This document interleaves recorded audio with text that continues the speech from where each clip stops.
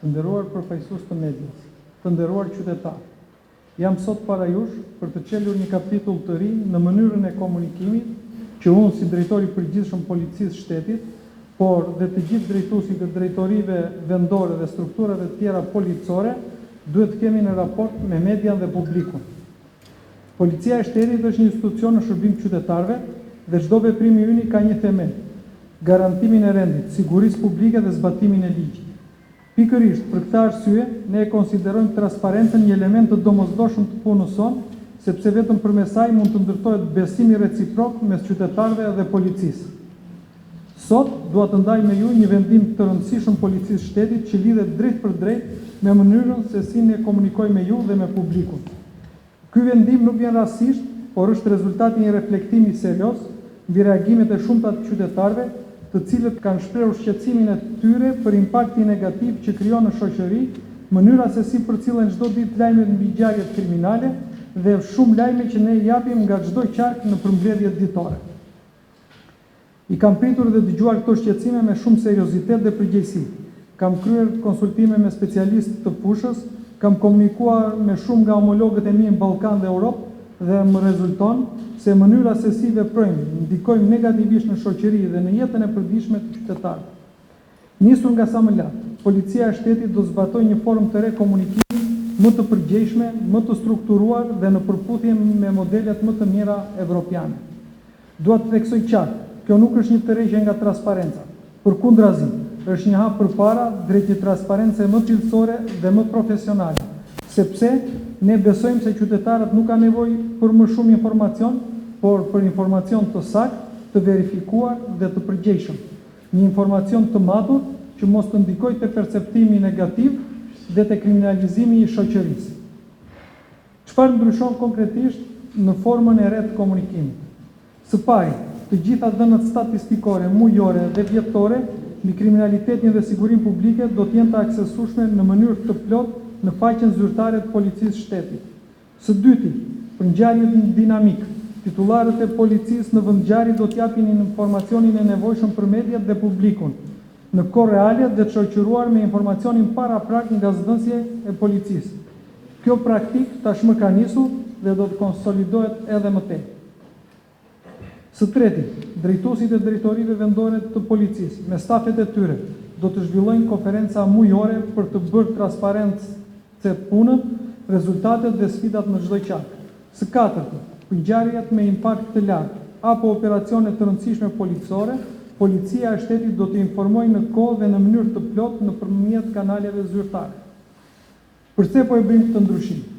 Mbi ngarkesa me lajme kriminale, shpesh të dhëna në mënyrë të fragmentuar apo të nxituar, krijon një ndjenjë pasigurie që jo gjithmonë pasqyron realitetin. Informacioni pa konfirmuar dëmton jo vetëm hetimet, por edhe besimin e qytetarëve dhe të institucionet. Policia e shtetit nuk është vetëm kronik krimi, por ajo është çdo ditë në terren për parandalimin, për bashkëpunimin me komunitetin, për takimet me këshillat e sigurisë, si dhe për edukimin dhe ndërgjegjësimin e qytetarëve. Këto janë vlera që duhet komunikojmë pa aq fort sa dhe lufta kundër krimit. Të nderuar përfaqësues të medias, të nderuar qytetarë, kjo konferencë nuk duhet parë thjesht si një komunikim periodik me median, por si një pjesë e një standardi të ri institucional ku informimi publik do të jetë më i plotë, më i drejtë për drejtë dhe më pranë shqetësimeve reale të qytetarëve. Ne jemi të vetëdijshëm se sfidat përballë rendit dhe sigurisë janë të shumta, por po aq i vendosur është dhe angazhimi ynë për të përballuar ato me seriozitet dhe profesionalizëm. Qëllimi im është i qartë, të ndërtojmë një komunikim që informon, por nuk alarmon, që është transparent dhe i përgjegjshëm, që forcon besimin dhe jo pasigurinë.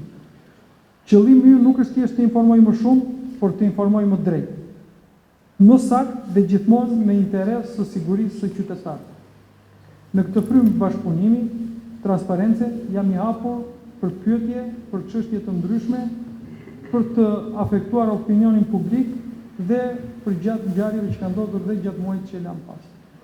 Ju faleminderit. Lëvizja përshëndetje si komanda e Radiokontrus, në radhë parë personalisht dhe të përdetoj për një shëndemat për transparencën publike të mediave. Nisëm me një ngjarje publikuar në mediat e sotme. Nisëm me një ngjarje publikuar në mediat e sotme se takon individin që në 25 vjetë studentët akademisë të sigurisë. Çfarë ka ndodhur konkretisht në komunikacionin një pasqyrim të situatës, a është organizuar një spëtojnë arsimës private asma të fani që ka shkallë në kërkim? Faleminderit. Faleminderit për pyetjen. Vërtet ka qenë një ngjarje sensitive dhe për ne. Jemi njoftuar dje që disa prej studentëve kanë shkuar në spital për të marrë ndihmën e nevojshme mjekësore. Gjendja e tyre është paraqitur në simptoma të lehta dhe jo shumë të rënduara, por gjithsesi ne kemi marrë gjithë masat në Akademinë e Sigurisë për t'u ardhur ndihmë gjithë studentëve që ndodheshin aty. Për sa i përket veprimeve që ne ndërmorëm dje, është bërë e mundur që të arrestojmë 2 prej personave përgjegjës që kanë kryer gjithë pjesën administrative të kompanisë dhe pjesën reale me përgatitjen e ushqimit dhe gjatë këtij momenti është pallur edhe në kërkim administratorja e firmës. Në bashkëpunim me AKU-n është bërë ditën e djeshme bllokimi të gjithë lëndës që është përdorur në ushqimin që kanë konsumuar studentët. Vazhdon gjurmëshmëria e gjithë produkteve që janë përdorur aty, por aktiviteti i subjektit tregtar nuk është ndërprer pasi ka dhe disa fusha të tjera ku vepron dhe nuk është ndërprer dhe ushqimi dhe furnizimi dhe gjatë ditës sotme të studentëve. Vazhdojnë gjithë veprimet hetimore në bashkëpunim me prokurorinë, me AKU-n për të kryer gjithë ekzaminimet e nevojshme dhe aktet e ekspertimit për të parë të gjithë dinamikën e ngjarjes se pse ka ndodhur dhe ka ardhur ky problem. Faleminderit. Deri më tani janë vënë përpara përgjegjësisë ligjore pra me një akuzë 4 punonjës të kompanisë, me të cilëve ashtu siç ju e pohuat, administratorja e kompanisë Orial është shpallur në kërkim. Çfarë janë të konstatuar shkelje konkrete ndaj kësaj kompanie? Shkeljet konkrete do bëhen të ditura në përfundim të gjithë akteve dhe të gjithë procedurës hetimit si nga AKU-ja edhe nga procesi penal. Kështu që për momentin ne kemi marrë vetëm njoftim që këta studentë janë elmuar dhe kjo ka ardhur për shkak të ushqimit, pasi është në mas dhe rezultatet e tjera do bëhen me dije më vonë. Merit Manci nga Televizionit Kam. Tre vaktet që duhet të marrin studentët. Edhe një lutem? Si do të procedohet me 3 vaktet që duhet të marrin në gjithë studentët e akademisë? Do vazhdojnë sërish me të njëjtën kompani që kanë kontakt akademia apo do të rishikoni mënyrën se si ata do furnizohen? Tani edhe sot ne kemi vazhduar sërish me të njëjtën kompani. Unë e bëra me dje që ditën e djeshme nga strukturat e AKU-s është bërë vetëm bllokimi i lëndëve apo në sasisë ushqimore që është përdorur gjatë ditës së djeshme nga studentët dhe është bërë vetëm një pjesë e bllokimit të kësaj kompanie. Kompania vazhdon dhe furnizon edhe sot studentët me ushqim, si në mëngjes, edhe tani gjatë orarit drekës dhe do vazhdoj edhe gjatë darkës. Prandaj ngjelet hetimit për të parë dhe për të bërë të mundur se si do operojnë në vazhdim me kontratat edhe me këtë kompani. Merit Manci nga Televizionit Kam. Drejtor, një ditë përpara protestës ka aktën e grupime se çfarë do të ndodhë nëse do të ketë akte adhune. Policia do të përdorë të njëjtin strategji si në tubimin e shkuar, ku preferojnë në shpërndarjen e turmës apo nisën të ketin lëndër teknike dhe mjetet të tjera në drejtim të kryeministrisë, apo ka një plan tjetër për të menaxhuar turmën e qytetarëve të cilët do t'i bashkojnë tubimin thirrur nga Partia Demokratike. Faleminderit. Për sa i përket protestës që do zhvillohet nesër, Policia e Shtetit ka marrë gjithë masat që të organizohet dhe të marrë detyrimet e saj për sa i përket një proteste të qetë dhe paqësore. Kjo protestë do zhvillohet ose leja për të zhvilluar është kërkuar për bulevardin Shnorit e Kombit dhe aty duhet të jetë përqendruar. Në rast të veprimeve jo ligjore nga ana e protestuesve do veprohet në bazë të procedurave standarde dhe në bazë të ligjit dhe kodit penal. Faleminderit. Nga të startë për arretajnë nga Televizionit Kam. Së fakti të parë ndodhi një aksident tranzitniturës ku fatesi shkumë njëtën dhe 2 fëmijë të mitër. Ju keni marrë masat tuaja për pesullimin dhe sharkimin e koles drejtuese, megjithatë nga ana e drejtorisë për standarde profesionale nisi një hetim gjithashtu paralelisht dhe nga ana e Agjencisë së Mbikëqyrjes Policore. Nga institucioni policisë së shtetit është konstatuar deri tani ndonjë përgjegjësi e efektive atje për mosveprimin?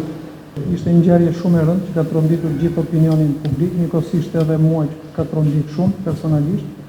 Pezullimi i punojësve të policisë ka të bëjë me verifikimin që po bën Drejtoria e Standardeve Profesionale për të parë hap pas hapi të gjithë procedurën se si ka vepruar punojësit e policisë në atë zonë dhe për të parë dhe për të bërë më të mundur për sigurinë rrugore në komunitet. Akoma s'kemi dalë me një përfundim mbi rezultatet e hetimit të Drejtorisë Standardeve dhe hetimi vazhdon, hetimi administrativ vazhdon, por njëkohësisht edhe hetimi penal. Në të ardhmen do të bëjmë ndjenjë. Kolega Fatio Gjinës të televizion në ushimin e këtij njoftimi për konferencën e sotme, për me dije se të paraqisni të ose një marrëdhënie të re në media dhe profesorit për sajt autonomës të qendroj fakti i asaj çfarë palosni për transparencën dhe një komunikim më të drejtë dhe më të drejtë në media. Por da kemi një komunikim të tillë në strategji të tillë edhe për marrëdhënien e SPAK. Faleminderit, marrëdhëniet tona me SPAK-un janë normale.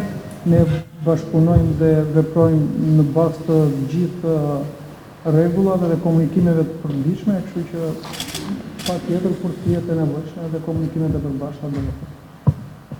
Sara Demuqe, Orniz Dolbenja. Sa i përket atentatit të ndodhur në fund të muajit prill, deri këtë moment në çfarë faze janë hetimet dhe sa i përket zonave ku po kontrollohet për 3 autorët e dyshuar, në çfarë zonash po kontrollohet?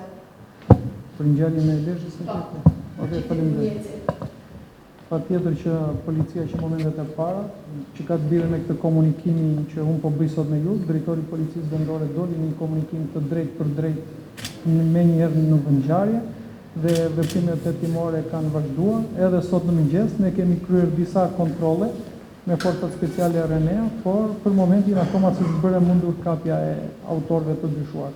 Puna vazhdon intensivsht dhe fakti që edhe sot kemi pas operacion për kapjen e tyre nuk do thotë se kemi lënë jashtë vëmendjes dhe jashtë arrest. Faleminderit. Qejda nuk ka të opinionës për të kryer edhe një aksidenti të rëndë të rrugëve të rrugës të diellën, apo shikohet mundësia që të ndërhyet në legjislacion ose të shpërsohet kodi rrugor për persona që drejtojnë automjete në gjendje të dehur, të alkoolizuar ose të droguar ose edhe për ligjshpejtësi. Faleminderit. Ndryshimet në kodin rrugor apo në kodin penal patjetër që duan kohën e vet, edhe besoj që ka ardhur koha dhe është më se normali që të kemi ndërhyrje të tilla. Rasti i fundit të tregoj më së miri që vrasjet rrugore janë ngjarje po aq të rënda sa një ngjarje tjetër kriminale. Kështu që në këtë kuadër, përveç se këtyre masave, duhet të shikojmë dhe të rrisim edhe pjesën tjetër për gjobat administrative, pasi edhe për një parakalim të gabuar që shpeshherë janë burim, aksidenti dhe me ngjarje fatale, masa ndëshkimore ne i kemi shumë të ulta. Kështu që në këtë kuadër duhet parë dhe ne do bëjmë iniciativën tonë për të ndryshuar këto nene përkatëse të kodit penal dhe kodit rrugor për të pasur sa më shumë siguri rrugore për gjithë qytetarët dhe kalimtarët e rrugës. Faleminderit.